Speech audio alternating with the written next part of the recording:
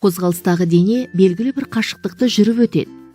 Жүріп өткен қашықтықты S деп белгілейді. Мысалы, көлік барлық жолдың 100 км болатын бөлігін жүріп өтуге 1 сағат уақыт жұмсасын. Яғни T тең 1 сағат деп оқылады. 1 сағаттағы жүрген жолы оның жылдамдығы болып табылады. V тең сағатына 100 км болып оқылады. Ара қашықтықты табу үшін жылдамдықты уақытқа көбейту керек. Жылдамдықты табу үшін қашықтықты уақытқа бөлу керек. Уақытты табу үшін қашықтықты жылдамдыққа бөлу керек. Сәлем балалар, бүгін сендерге қозғалыс тақырыбына байланысты 10 есепті түсіндіріп көрсететін боламын. Ең алдымен осы қозғалыс тақырыбының өзіне кішкене түсініктеме айтып кетейік. Қозғалыс тақырыбына байланысты формула бізде S тең V көбейтілген T. Мұндағы S дегеніміз ара қашықтық, V дегеніміз жылдамдық, T дегеніміз уақыт. Бұл формула бізде көбінесе тек қана бір ғана көлік кездескен кезде қолданылады. Ал енді бізде екі көлік кездесетін жағдайлар болады. Мысалға, мына ауылдың арасы және қаланың арасы болсын. Осы жерде көліктер бір-біріне былай қарама-қарсы қозғалып келе жатса, немесе былай қарама-қарсы қозғалып жатса, онда енді екеуінің жылдамдықтары екі түрлі болады ғой. Мынаныкін V1, екінші көліктікін V2 десек, қарама-қарсы қозғалған кезде осы жылдамдықтар бір-біріне қосылады. Демек, біздің мынау көрсеткен формуламыз былай өзгеріске ұшырайды.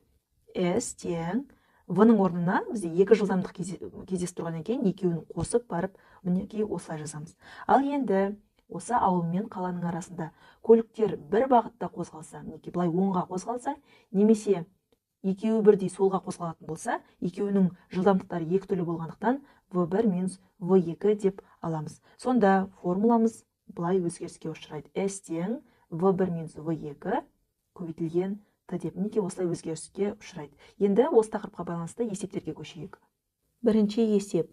Екі пойыз бір уақытта бір станциядан қарама-қарсы бағытта жолға шықты.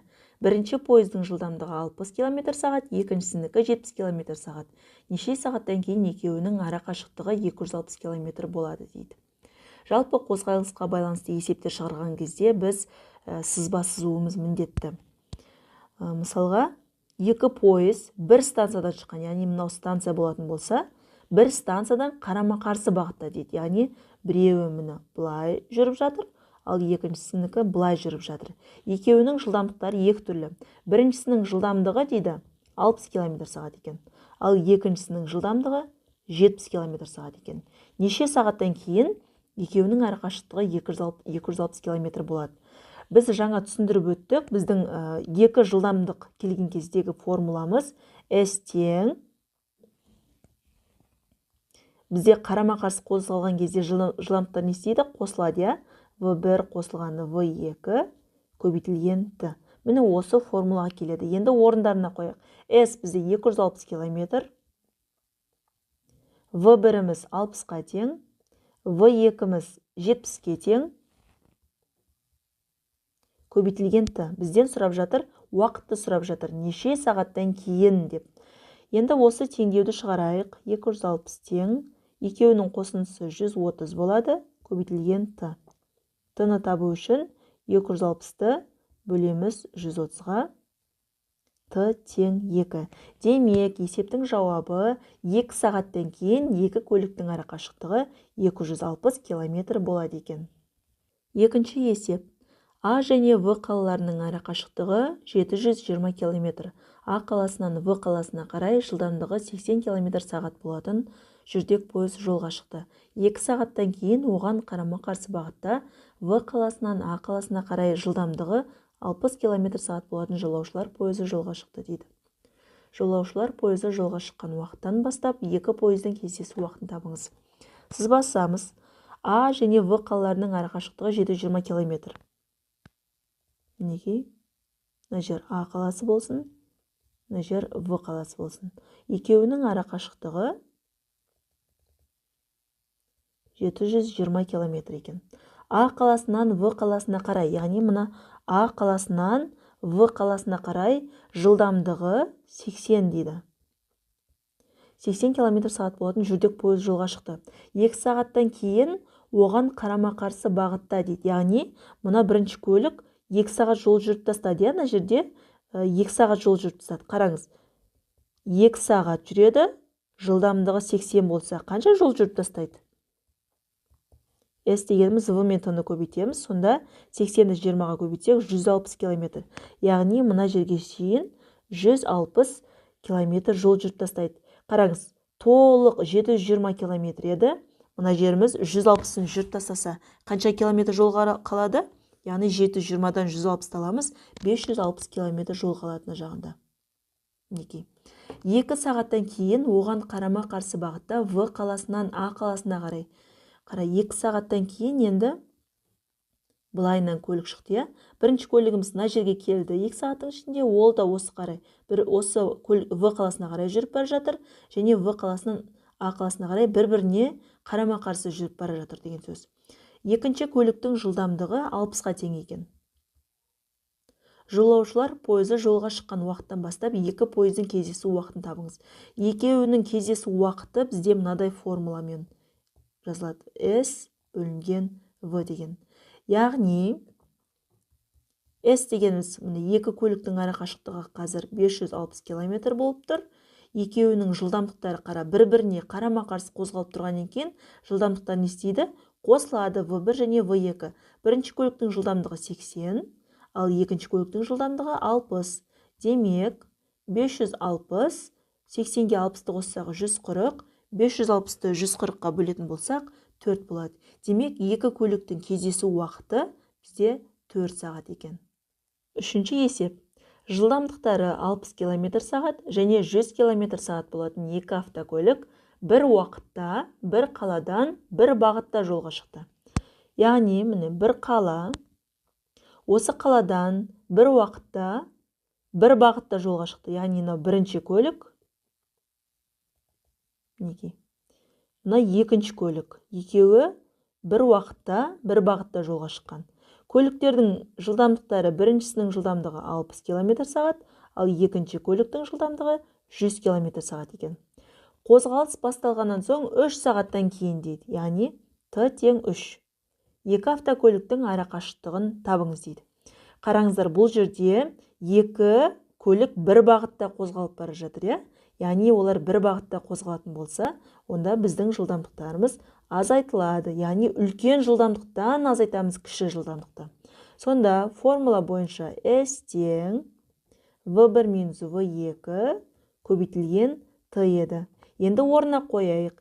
S бізде белгісіз, V1-іміз 100, яғни үлкен жылдамдықтан азайтамыз. Екіншісі 60 көбейтілген уақыт 3-ке тең. 100-ден 60-ды азайтсақ 40, 40-ты 3-ке көбейтеміз 120. Демек, 3 сағаттан кейін екі автокөліктің ара қашықтығы 120 км болады екен. Төртінші есеп. Екі велосипедші тұрақты жылдамдықпен бір нүктеден бір бағытта жолға шықса дейді. Яғни, бір нүкте болса, осы бір нүктеден бір бағытта жолға шыққан екі велосипедшіде. Бірінші велосипедшінің жылдамдығы 30-ға тең екен, ал екіншісінікі одан 1,2 есе артық. Яғни, біріншінің жылдамдығы 30 болса, 1,2 есе артық деген сөз, есе артық десе көбейтеміз. Екеуін көбейтетін болсақ, жауабы 36 болады. Демек, біздің екінші велосипедшінің жылдамдығы 36-ға тең екен. 3 сағаттан кейін екеуінің арасы неше километр болады? Қараңыздар, екі велосипедші бір бағытта қозғалып тұрса, онда біздің жылдамдықтарымыз азайтылады. Жылдамдықтарды азайтқан кезде үлкен жылдамдықтан кіші жылдамдықты азайтамыз. 36-дан 30-ды азайтатын болсақ, 6 болады. Жылдамдығымыз 6-ға тең, уақытымыз 3 сағат деген. 3 сағаттан кейін екеуінің ара қашықтығын табу үшін V мен T-ны көбейтеміз, қозғалыстың формуласы. V жылдамдық бізде 6-ға тең болды, ал T бізде 3-ге тең. Екеуінің көбейтіндісі 18. Демек, есептің жауабы 3 сағаттан кейін екеуінің арасы 18 км болады екен. Бесінші есеп. Екі шағын қаладан бір-біріне қарама қарсы бағытта екі көлік шыққан, қараңдар. Мына екі қала болсын. Осы екі қаладан бір-біріне қарама қарсы бағытта дейді. Яғни, бір-біріне қарама қарсы бағытта сағат 12:30-да шыққан. екі дос велосипедтермен жолға шықты дейді. Олардың жылдамдықтары 15 км сағат. Бірінші велосипедшінің жылдамдығы 15 екен, ал екінші велосипедшінің жылдамдығы 24 екен. Олар 20 минут бойы екеуі де демалды және 15:30-да кездесті. Екі көлік мінекей мына жерде кездесетін болса, сағат 15:00-де кездесіпті және екеуі де осы жолда 20 минут демалған. Қараңдар, 12:30-да шығып, 15:00-де кездесетін болса, арада қанша сағат өтеді? 2,5 сағат, яғни 2 сағат 30 минут өтеді. Енді кездесу уақыты 2 сағат 30 минут болған, бірақ бұл жерде біздің 20 минут демалғаны бар ғой. Демек, азайтамыз, осы 20 минутты алып тастаймыз. Сонда 2 сағат 10 минут қалады. Енді біз мына 10 минут дегенді сағатқа айналдыруымыз керек. Ол үшін мінекей былай жасаймыз.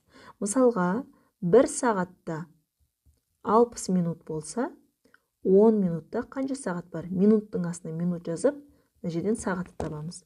Сонда x тең 1 мен 10-ды көбейтсек 10, бөлімінде 60, екеуі де 10-ға қысқарады, 6-дан 1. Демек 10 минут дегеніміз біздің 6-дан 1 сағат екен. Осы жерді біз былай жазамыз. 2 сағат, 6-дан 1 сағат, екеуінің қосындысы 2,6-дан 1 сағат деп аламыз. Енді ары қарай кездесу уақыты 2,6-дан 1 сағат екен. Біз білеміз, жылдамдықтар бір-біріне қарама-қарсы жүретін болса, екеуі қосылады. S тең V1 қосылған V2 көбейтілген T. Формуланы жазып алайық. V1-іміз біздің 15-ке тең, V2-іміз 24-ке тең, ал кездесу уақыты 2,6-дан 1-ге тең. Есепті шығаратын болсақ, 15-ті 24-ке көбейтсек 39, көбейтілген, мына санды бұрыс бөлшекке айналдырсақ, 6-ны 2-ге көбейтеміз 12, қосамыз 1-ді 13 болады екен. 6 мен 39-ды қысқартамыз 3-ке, мынаған 2-ден, мынаған 13-тен қалады. Алымында 13-ке 13-ті көбейтсек 169 бөлімі 2, 169-ды 2-ге бөлетін болсақ, 84,5 болады екен. Демек, осы екі шағын қаланың ара қашықтығы бізде 84,5 километр шығады екен.